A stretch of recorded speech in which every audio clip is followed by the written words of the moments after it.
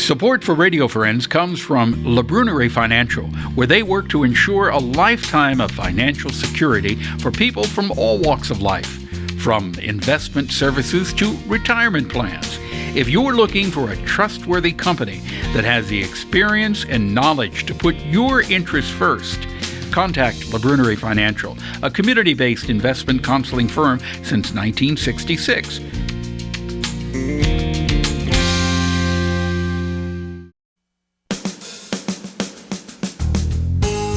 Good morning and welcome to Radio Friends on Monday, August the 28th. You know, we've heard a lot about artificial intelligence lately in the news and magazines and the paper. And we're going to talk about that today. Professor Scott Christianson is with us from the university, and he is our AI expert. Good to have you here. It's great to be here, Paul. Today you wanted to deal with a certain topic of artificial intelligence. Well, yeah, as you mentioned, it's in the news, and students and faculty have been looking at AI and how they can use it. And as returning back to campus, I thought it might be good to think about some guidelines for both students and faculty. So I came up with 4 tips for faculty and for students on using generative AI or things like ChatGPT. So the first one is for students. Check your syllabus. Make sure that you understand when you can and can't use these tools. So some faculty will allow you to use these tools in certain ways. Some faculty forbid them absolutely. Make sure if there's any gray areas, you check it out, because you don't want to be accused of cheating because you were using one of these tools when it was not allowed. Is it easy enough for a professor to see whether a student is using artificial intelligence? Absolutely not. And that's the first tip for faculty. Do not try to rely on any sort of AI detection tool. These have been proven unreliable, so there are tools out there that advertise they'll detect if this has been written by an AI, but they're notoriously unreliable. These AIs are changing very rapidly, so something that works today will not work tomorrow. So you cannot rely on these tools. So there have been numerous cases of people being falsely accused, and I'm sure there's numerous cases of people getting away with it as well. So don't rely on those tools to try to detect things. Just though, is it just with common sense as a professor, can you look at something and say, I think that student may have had just a little bit of help. You certainly can, and you could certainly maybe use some of these tools to say, I want to have a discussion about your essay, Paul, and tell me how you wrote that. But there are actually some ways that you can have students write, and you can see their work, kind of like in a math where they used to have to show your work. Well, you can do the same thing. So Google Docs is one where as you start writing, you can see the history of everything you wrote, the editing changes you made, and so forth. So if you're really concerned about that type of plagiarism or cheating in your class, first, be clear with your students about it. But second, consider having them use some tools like this where you can actually see the things going on. But now, with artificial intelligence, it can also be beneficial. It can be enormously beneficial. So there are lots of ways that students can use it. And I know several faculty in my college are using or encouraging students to learn about and use generative AI. And that's a tip that I have for both students and faculty, is get to use these tools, see what they're capable of, and start to explore the ways that they can help you. I kind of think of them more and more like a word calculator.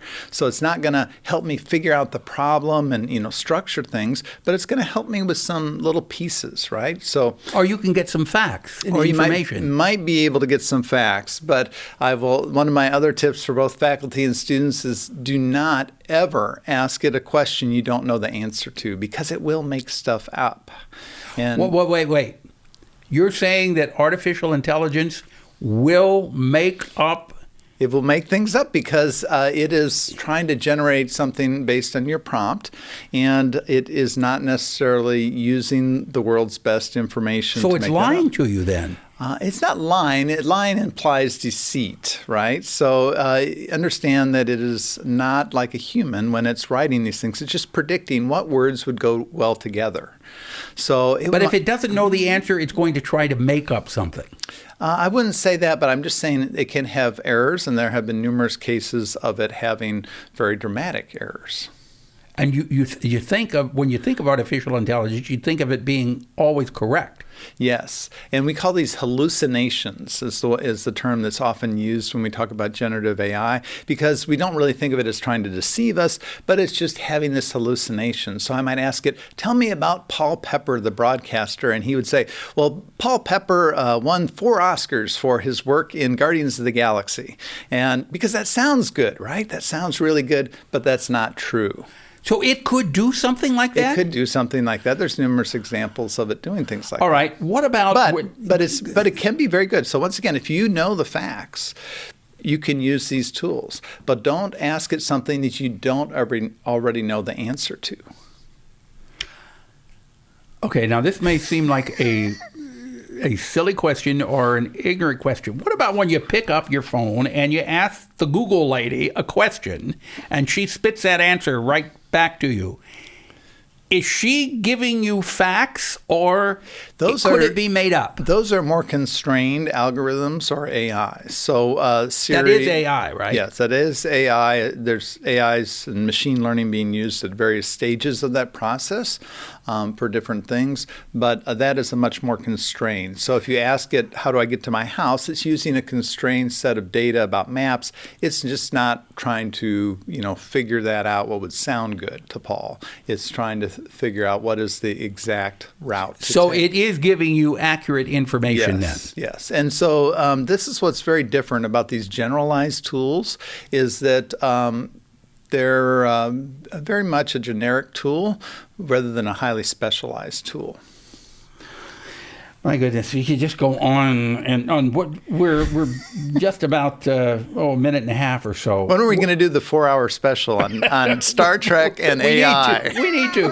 What do you see? Where do you see AI next year at this time? I think these next couple of years are going to be pretty difficult. I think, especially in settings like higher education, where we're trying to muddle through and figure this out because it's very disruptive to a lot of our current workflows. But I think we'll figure out how to use it. I think we can be creative. I think there's actually a lot of opportunities here to focus more on project-based learning, which I think is much more efficient than I'm going to assign you an essay that I know exactly what I want to see coming back. I know we have touched on this briefly. And you are not concerned about AI trying to rule the world. But I read an article, I think about a month or so ago, and it was, and I don't remember who it was. It was a trusted person who said he is very concerned about what AI can do and will do in the future. I think that my concern is more about how there might be biases in the way that people use AI, rather than some sentient AI like Hal that's going to come get us. We'll continue this at another time. All right. If people want more information, what can they do? They can go to profcnews.com and you can get my newsletter. Got it. Thank you. We're out of time. Drop me an email, something you'd like to hear or see. pepperp@missouri.edu.